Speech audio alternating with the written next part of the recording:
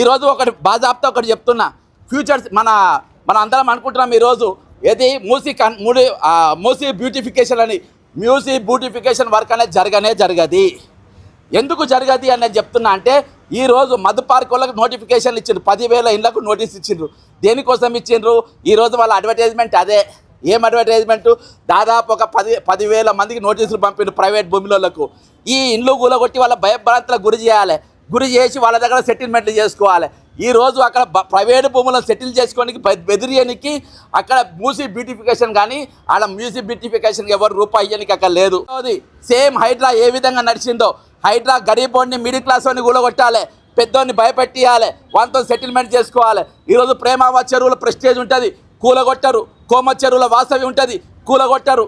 ఈరోజు హిమాయత్ సాగర్లో ఎంతమంది గెస్ట్ హౌస్ ఉన్నాయి, కూలగొట్టరు.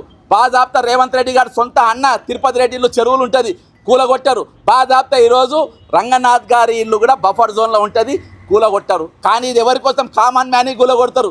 దేనికోసం? పెద్దోని భయపెట్టియాలి, సెటిల్మెంట్ చేయాలి.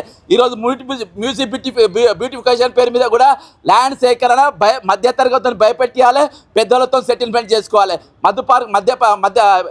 మధ్యతరగతిని భయపెట్టించి పెద్దలతో సెటిల్మెంట్ చేసుకోనికి ఈరోజు బ్యూటిఫికేషన్.